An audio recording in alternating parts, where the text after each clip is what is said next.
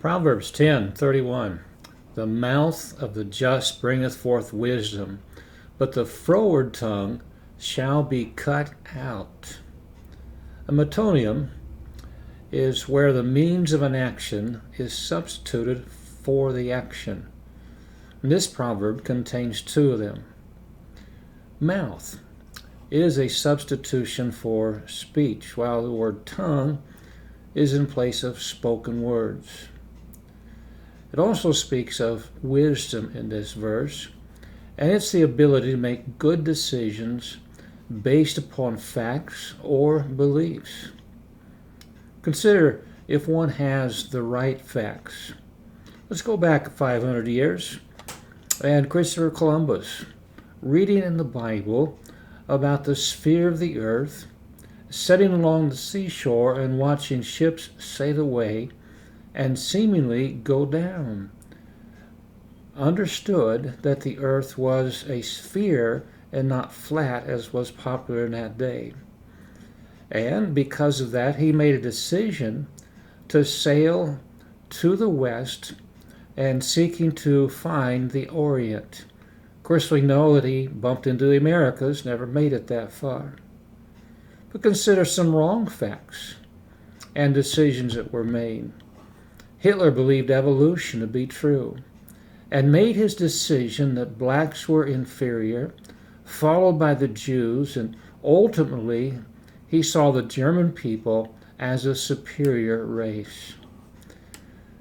And thus he made the wrong decisions based on the wrong facts. Now, to have a mouth that speaks wisdom is to have a right heart.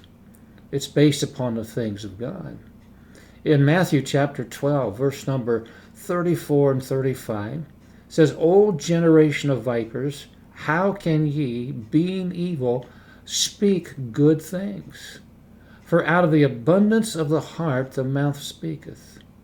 A good man out of the good treasure of the heart bringeth forth good things, and an evil man out of the evil treasure bringeth forth evil things. Only the man that gives his heart to God can have that kind of wisdom. That giving of the heart is shown as fear comes of a healthy regard for the omnipotence and the omniscience of the Lord. We see him as so much greater and understand our position with him. Thus we read in Proverbs 9:10, the fear of the Lord is the beginning of wisdom, and the knowledge of the holy is understanding. Now, as we go back to this verse and consider the contrast within it, we see that it speaks of a froward tongue. Now, froward means one who is disposed to go counter, to go against. It means to be perverse. Think of the two words forward and froward. One means to go toward, while the other means to go away from. It's such an important issue that God speaks of here that he declares a very harsh judgment for the froward, that one who has the perverse tongue. Matter of fact, it's so severe that God says he will cut the tongue out. We need to stop and consider, how do we use our mouth? Does it form words that compliment, that bring praise and thankfulness?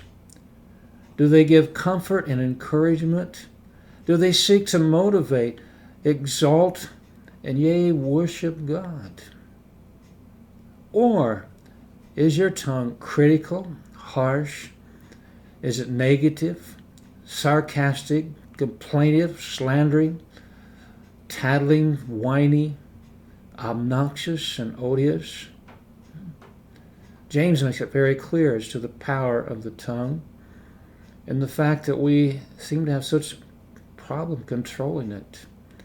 He says in chapter 3, verse 6, 9 through 10, it says, And the tongue is a fire, a world of iniquity. So is the tongue among our members, that it defileth the whole body, and setteth on fire the course of nature, and it is set on fire of hell. For every kind of beast and of birds and of serpents, of things in the sea is tamed, and hath been tamed of mankind. But the tongue no man can tame. It's an unruly evil, full of deadly poison, wherewith bless we God, even the Father, and therewith curse we men, which are made out of the similitude of God. Out of the same mouth proceedeth blessing and cursing. And he ends that by saying, my brethren, these things ought not so to be. There is tremendous power in the tongue. The Bible says in Proverbs 18:21, death and life are in the power of the tongue, and they that love it shall eat the fruit thereof. We need to stop and consider our words. Be honest with ourselves. And as we do so, it will be an examination of our heart, and then it ought to drive us to the Scriptures and to the God who gave us tremendous wise words, and that we might then be able to convey that not only to mankind, but then to show our praise and honor back to Him with our tongues. Trust you have a great day today.